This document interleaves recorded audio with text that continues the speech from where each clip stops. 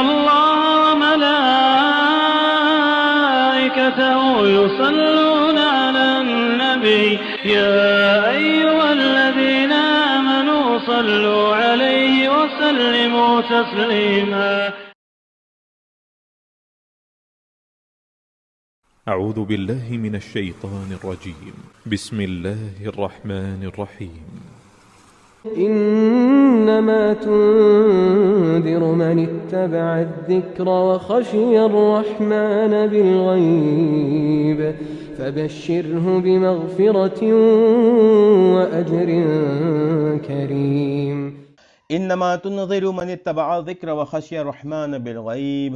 اس آیت میں اللہ رب العزت نے اس بات کو واضح کر دیا ہے کہ کیسے لوگوں کو ڈر دکھایا جا سکتا ہے، کیسے لوگوں کو آگاہ کیا جا سکتا ہے. آپ تو بس من اتبع الذکر، جو ذکر کی اتباع کرتا ہے، جو ذکر کو فالو کرتا ہے، ایسے لوگوں کو ہی آپ جو ہے آگاہ کر سکتے ہیں، ڈر دکھا سکتے ہیں. یہ ذکر کیا ہے؟ اللہ تعالیٰ نے انذار یعنی کہ ڈرانے کو ذکر کے بعد رکھا ہے، یعنی کہ پہلا نمبر جو آتا ہے وہ ذکر کا آتا ہے، اور دوسرا نمبر جو آتا ہے تب وہ انذار کا آتا ہے. اور ذکر کس چیز کا نام ہے؟ جس چیز سے ان کافروں کو روک دیا گیا تھا، یعنی کہ آگے سے، اپنے سامنے کی دنیا سے، پاسٹ سے یعنی کہ ہسٹری سے، اور اللہ تعالیٰ کی ریویلیشن سے، اللہ تعالیٰ کی طرف سے جو وحی آئے گی اس سے جو بات سیکھی جا سکتی ہے، جو علم حاصل کیا جا سکتا ہے، تو اس ذکر کے بعد ہی اگر جب اس سے انکار کیا جائے، لوگ ماننے کے لیے ابھی آمادہ نہیں ہے، ماننے کے لیے تیار نہیں ہے، تو ایسے لوگوں کے لیے پھر انذار کا پہلو اپنایا جاتا ہے. پہلے ہی انذار کا پہلو اپنایا نہیں جاتا، پہلے ہی ڈر نہیں دکھایا جاتا ہے، پہلے ہی آگاہ نہیں کیا جاتا، پہلے سمجھایا جاتا ہے، بتایا جاتا ہے، حقیقت سامنے میں رکھ دی جاتی ہے. ان باتوں کے لیے اللہ تعالیٰ نے ثبوت کو ہمارے سامنے بھی رکھا ہے، ہمارے پاسٹ میں بھی ہے، اور ریویلیشن کے ذریعے سے بھی اللہ تعالیٰ بتاتا ہے. اس لیے ان تمام چیزوں کو جب جوڑیں ہم لوگ تو یہ مل کر کے بن جاتا ہے ذکر.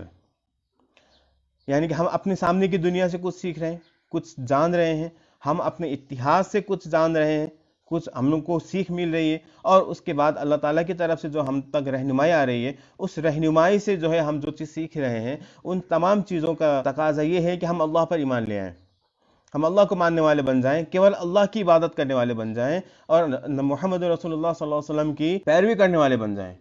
اتنا سب ہو چکنے کے بعد بھی اگر کوئی اس بات کے لیے آمادہ نہیں ہے، تب ان کو پھر ڈر دکھایا جاتا ہے. وہ سچ مانتے ہیں مگر کسی وجہ سے وہ لوگ اس کام کے لیے تیار نہیں ہیں، تب پھر ان کو ڈر دکھایا جاتا ہے کہ اگر آپ ایسا نہیں کریں گے یا اگر تم ایسا نہیں کرو گے تو تمہیں سزائیں دی جائیں گی.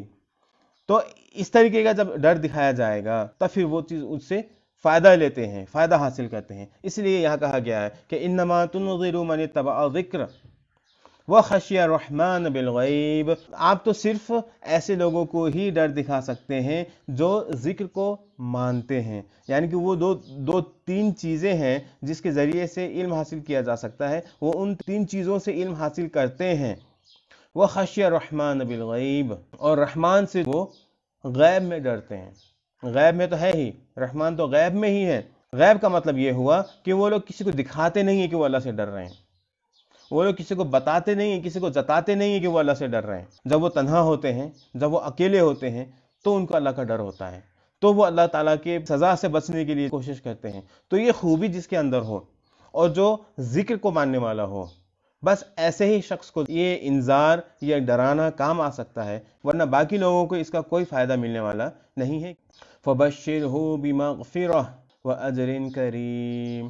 اب دیکھیے یہاں پر ایسے لوگ جن کو یہ قرآن، یہ نصیحت اور یہ ڈر جن کے لیے فائدہ مند ہو سکتا ہے، ایسے لوگوں کے بارے میں یہاں بتایا گیا ہے. فَبَشِّرْهُ، ایسے لوگوں کو خوشخبری دیجئے، ایسے لوگوں کو مبارکباد دیجئے، بِمَغْفِرَةٍ، کہ اللہ تعالیٰ نے ان کو بخش دیا. مغفرت کی کیا ضرورت ہے؟